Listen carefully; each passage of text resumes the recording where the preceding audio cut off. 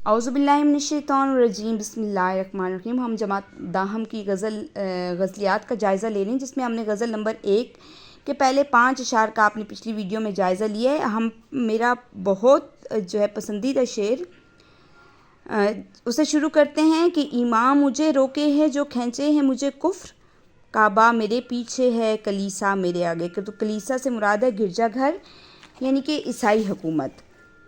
اچھا، غالب کہتے ہیں ایک شعر میں کہ ایک طرف کعبہ ہے اور ایک طرف گرجا ہے، یعنی کہ میرا ایمان جو ہے وہ مجھے روکتا ہے، اور اگر مجھے جو ہے کفر میری طرف اپنی طرف کھینچتا ہے، یعنی کہ کفر سے مراد یہ ہے یورپ کی حکومتیں، یا آپ امریکہ کا رہن سہن دیکھ لیں۔ کفر مجھے اپنی طرف کھینچتا ہے اور ایمان مجھے اپنی طرف جو ہے وہ ایمان مجھے روکتا ہے۔ آپ کی تشریح نے غالب کے شعر کا ایک بہت گہرا اور معقول پہلو پیش کیا ہے۔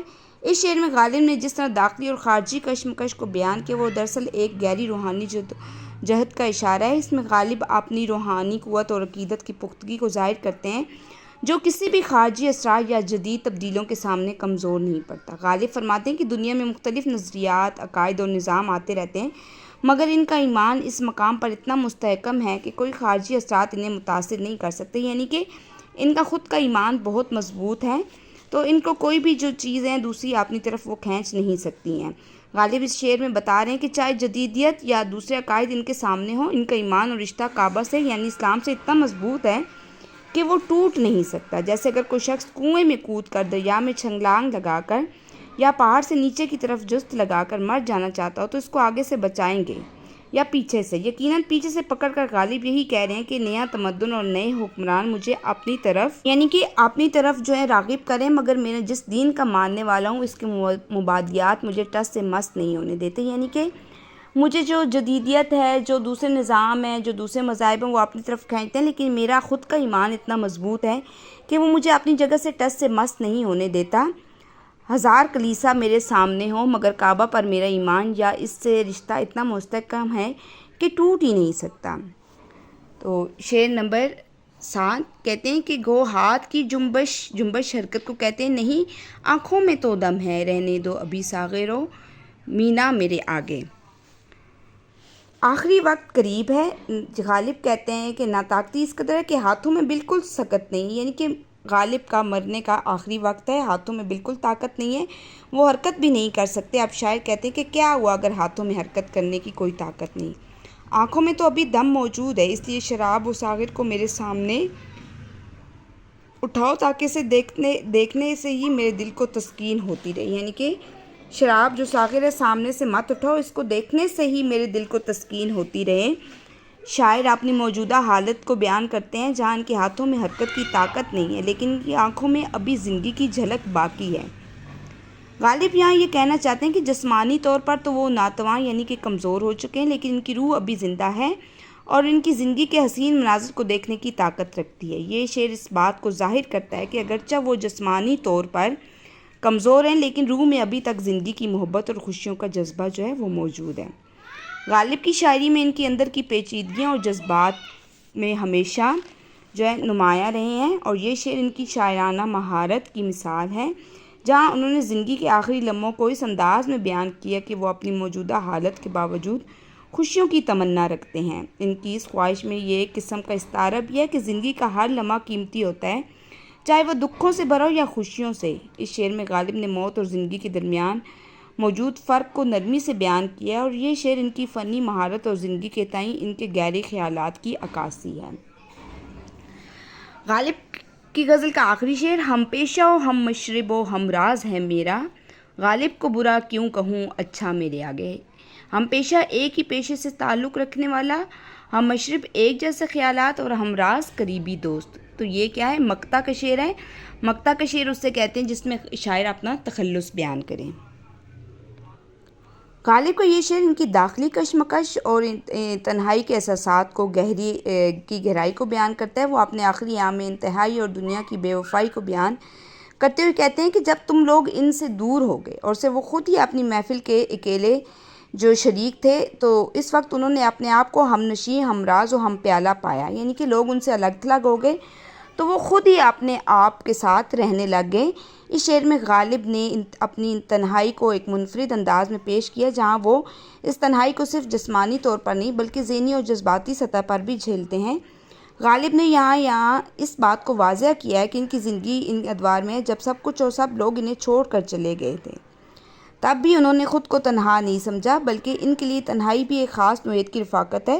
چونکہ غالب میرا ہم پیالہ، ہم نوالہ، ہم راز ہے، اس لیے آپ اسے کیوں برا کہتے ہیں؟ یعنی کہ وہ تنہائی میں خود کے ہی ساتھی تھے، تو وہ کہتے ہیں میرے ساتھی کو برا مت کہو، حالانکہ ساتھی سے مراد وہ خود ہی اپنی تنہائی کے دوست تھے۔ تو کہتے ہیں کہ کیا پتہ کہ جو ہے وہ میری تنہائی میرا ساتھی ہوں، میں خود ہی اپنا ساتھی ہوں، تو غالب کو مت برا کہو، غالب جو ہے وہ میرے سامنے بہت اچھا ہے۔ مشقی سوالات ہیں، سوالات پڑھ کر سوالوں کے جواب۔ تو پہلا شعر پڑھ کر بازیچہ اطفال ہے دنیا میرے آگے، ہوتا ہے شب و روز تماشا میرے آگے۔ بازیچہ اطفال سے شاعر کی کیا مراد ہے؟ بازیچہ اطفال سے شاعر کی مراد ہے بچوں کا کھیل ہے، وہ دنیا کو محض بچوں کا کھیل سمجھتے ہیں۔ وہ یہ کہنا چاہتے ہیں کہ دنیا کی رنگینیوں، اس کے جھمیلوں اور پریشانیوں کا کوئی حقیقی یا مستقل وجود نہیں ہے، یہ سب عارضی اور فانی ہیں۔ ان کے نزدیک دنیا کا سارا نظام بچوں کے کھیل کی طرح بے وقت اور بے معنی ہے۔ دوسرا شعر ہے، ایک کھیل ہے اورنگ سلیماں میرے نزدیک، ایک بات ہے اعجاز مسیحا میرے آگے۔ تو اورنگ سلیماں اور اعجاز مسیحا کا مفہوم کیا ہے؟ اورنگ سلیماں حضرت سلیمان علیہ السلام کا تخت ہے، اور حضرت سلیمان کا تخت جو ہوا میں اڑتا تھا اور اس کے ذریعے سلطنت کی عظمت کا اظہار ہوتا تھا۔ اعجاز مسیحا حضرت عیسیٰ علیہ السلام کا معجزہ ہے جس کے ذریعے وہ مردوں کو زندہ کرتے تھے۔ یہ معجزہ ایک روحانی اور عظیم قدرتی طاقت کی علامت ہے۔ شعر نمبر 3 جو ہے وہ ہے، ہوتا ہے نیا گرد میں صحرا میرے ہوتے، گستہ ہے جبیں خاک پر دریا میرے آگے۔ گستہ ہے جبیں خاک پر دریا میرے آگے، اس مصرعے کا مفہوم لکھیں۔ تو اس مصرعے میں غالب نے عشق کی شدت اور اس کے اثرات کو بیان کیا۔ جب شاعر اپنی محبت کی شدت میں بے قابو ہو کر گزر رہا ہوتا ہے تو دریا بھی اس کی بے چینی سے بے قرار ہو کر سجدہ کرنے لگتا ہے۔ یہاں دریا کی حالت کو انسان کے جذبات کی شدت اور اس کے اثرات کی علامت کے طور پر پیش کیا ہے۔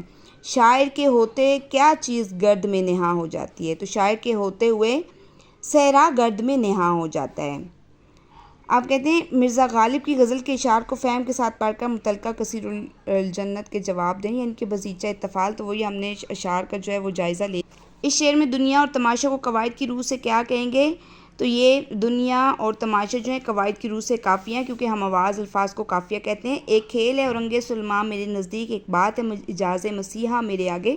اس شعر میں اورنگ سلیماں اور اعجاز مسیحا کو قواعد کی روح سے کیا کہیں گے؟ تو یہ ہے تلمیح کا شعر ہے، یعنی کہ یہ حضرت سلیمان علیہ السلام کا جو تخت تھا وہ ہوا میں اڑتا تھا، اور حضرت عیسیٰ علیہ السلام جو مردوں کو زندہ کر دیتے تھے۔ یہ تلمیح کا شعر ہے۔ غزل کے تمام اشعار کے آخر میں آنے والے الفاظ میرے آگے کیا ہیں؟ تو یہ ردیف ہیں جو قافیہ کے بعد اسی طرح سے دہرائے جاتے ہیں، وہ الفاظ جو ہوتے ہیں وہ ردیف کہلاتے ہیں۔ ایک کھیل ہے اورنگ سلیماں میرے نزدیک، ایک بات ہے اعجاز مسیحا میرے آگے۔ تو غزل کے پہلے اور دوسرے شعر کا موضوع ہو سکتا ہے کیا انسان کی ترقی، شاعروں کی ترقی، شاعری کی ترقی یا حکمرانوں کی ترقی؟ تو یہ حکمرانوں کی ترقی ہے۔ غزل کے چوتھے شعر کو جو ہے ایک خوبصورت مثال دی جا سکتی ہے، یعنی کہ وہ تلازمے کی ہے، شاعرانہ تعلی کی ہے، ایک استارے کی یا ایک کنائے کی۔ تو جو غزل کا چوتھا شعر ہے وہ ایک استارے کا ہے۔ اس میں ہم غزل کا چوتھا شعر دیکھ لیتے ہیں۔ ہوتا ہے نہاں گرد میں صحرا میرے ہوتے، گستہ ہے جبیں خاک پر دریا میرے آگے۔ تو یہ استارہ کا شعر ہے، اس کو استارے کی مثال دی جا سکتی ہے۔ مطلع اور مقطع کا فرق اور شناخت، قصیدے یا غزل کا پہلا شعر جس کے دونوں مصرعے ہم قافیہ اور ہم ردیف ہوں اسے مطلع کہتے ہیں، اور اس میں جیسے فقیرانہ آئے صدا کر چلے، میاں خوش رہو ہم دعا کر چلے، سن تو صحیح جہاں میں تیرا افسانہ کیا، کہتی ہے خلق خدا مجھے غائبانہ کیا۔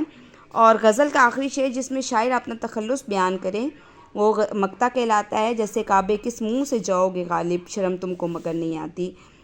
اور اس میں جو مرزا غالب کی اس غزل کے مطلع اور مقطع کی نشاندہی کریں تو امید ہے آپ کو یہ پتہ ہوگا کہ یہ دیکھیں غزل کا پہلا شعر بازیچہ اطفال ہے دنیا میرے آگے، ہوتا ہے شب و روز تماشا میرے آگے، یہ مطلع کا شعر ہے کیونکہ غزل کا پہلا شعر اور اس کے دونوں مصرعے ہم قافیہ اور ہم ردیف ہے۔ دنیا اور تماشا قافیہ ہے، میرے آگے ردیف ہیں، اور ہم پیشہ و ہم مشربہ ہم راز ہے میرا، غالب کو برا کیوں کہوں اچھا میرے آگے۔ اس میں غالب کا تخلص استعمال ہوا ہے۔ غزل کا آخری شعر جس میں شاعر اپنا تخلص بیان کریں وہ جو ہے غزل کا مقطع کہلاتا ہے۔ امید ہے آپ کو سمجھ آ گئی ہوگی۔ انشاءاللہ ہم اگلی ویڈیو میں اپنی غزل نمبر 2 کا جائزہ لیں گے۔ اللہ حافظ۔